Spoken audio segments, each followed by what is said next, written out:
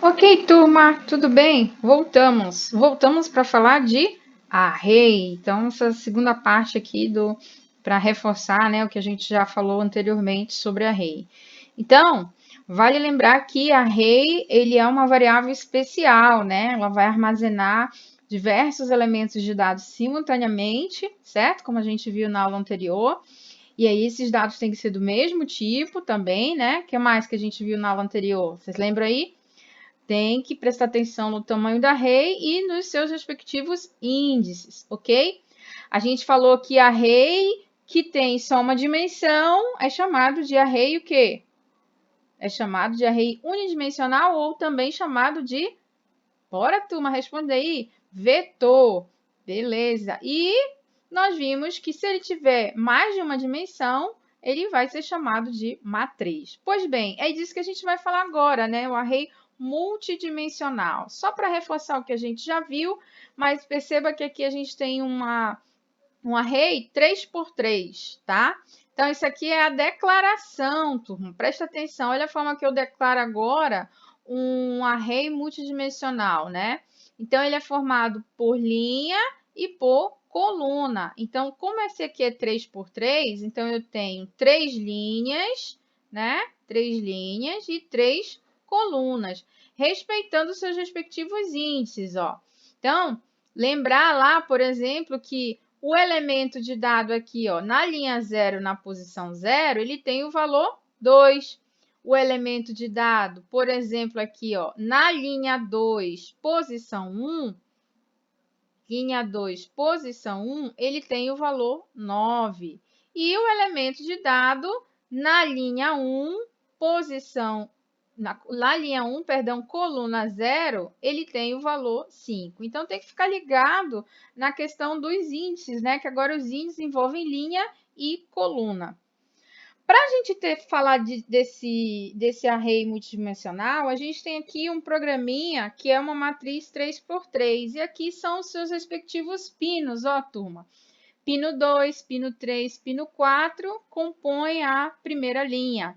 Pino 5, pino 6 e pino 7 compõem a segunda linha. Pino 8, pino 9, pino 10 compõem a terceira linha.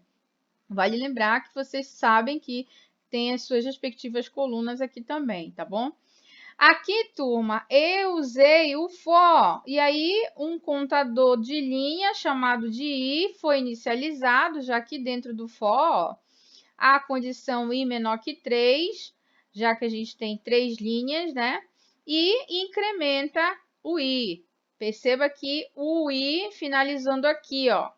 Aqui eu já tenho o j, a variável que está controlando a coluna, e ele também menor que 3, né? Já que a gente tem 3 colunas e sendo incrementado. E por fim, pmode vai ser o pin matriz linha por coluna, considerado saída. E aí aqui o fim da função, né, setup. Aqui nós temos a função loop. Botei separado porque o programa é grande agora, né? A função loop tem que fazer a mesma coisa. Você tem que usar o for para declarar as linhas, usar o for para declarar as colunas, só que agora você vai ter que vai o quê? Pedir para a máquina executar alguma coisa. Então, você está pedindo para escrever na matriz alto em um momento, dar um tempo e escrever baixo em um outro momento. E aí fecha o i, fecha o j, tá? E fecha a função loop. Isso, turma, vai ser executado aqui, ó, que é a montagem do programa, perdão, a montagem do circuito, tá? Isso aqui foi os meus arranjos, é claro que vocês podem montar da forma que vocês acharem mais conveniente. O vermelho, para mim, foi a primeira linha, o azul a segunda linha e os verdes a terceira linha, tá bom? E aqui, só para mostrar para vocês, a gente colocou esse programinha para rodar, né, no TeamCard. E ele rodou tranquilamente, tá? Aqui são alguns exemplos, né? A gente começa o LED vermelho, o LED azul acendendo, daqui a pouco o LED verde, né? Você percebe já que os LEDs verdes acendendo. E aí ele vai acendendo até aqui o LED verde, depois ele volta acendendo o LED vermelho e e isso continuamente respeitando aí o que está sendo pedido no código. Eu gostaria que vocês testassem, montassem esse circuito no TeamCard, testassem esse programa, né? Um dos desafios aqui desse programa, além, é claro, do uso da estrutura, né, do array matriz, é também a montagem.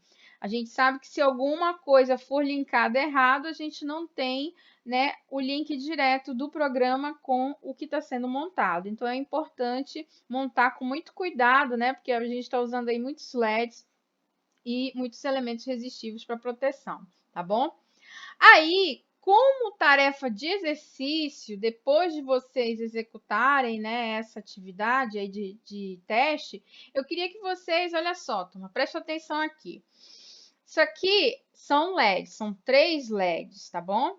Então, aqui eu tenho os valores posicionais de cada LED. Então, esse aqui tem o valor posicional 1, esse aqui tem o valor posicional 2, esse aqui tem o valor posicional 4, tá bom? E aí, os LEDs, eles estão nessas condições, ó. Por exemplo, no primeiro momento, eles estão todo apagado. Então, nessa condição, de acordo com o valor posicional, é como se eu estivesse lendo o número 0. Na próxima sequência, se eu tiver esses LEDs aqui, ó, nessa situação, então é como se eu tivesse o LED agora aceso no valor posicional 1, que eu predeterminei, então é como se eu estivesse lendo 1.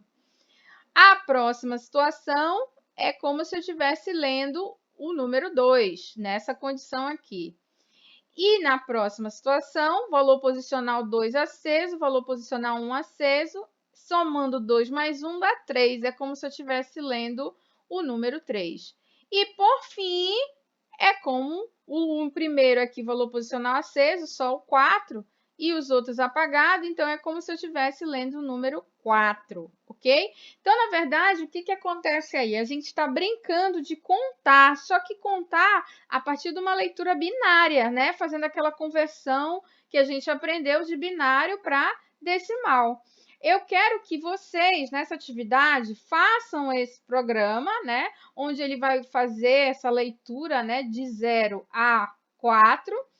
Não é para usar o display de 7 segmentos, é para somente usar o LED, tá bom? E aí, depois vocês montem o resto da sequência, de 0 a 9, né? Levando em consideração que para ele poder contar de 0 a 9, a gente vai precisar de mais um valor posicional aqui, que seria o 8, muito bem. E se tiver agora o uso de 4 LEDs, vocês não vão mais usar somente 3, porque vocês vão contar de 0 a 9, tá bom, turma? Então, esse aí é a atividade que eu quero que vocês façam depois de fazer o teste desse programinha aí com a matriz, tá bom? A matriz de LED, tá certo, turma? Então, até a próxima aula.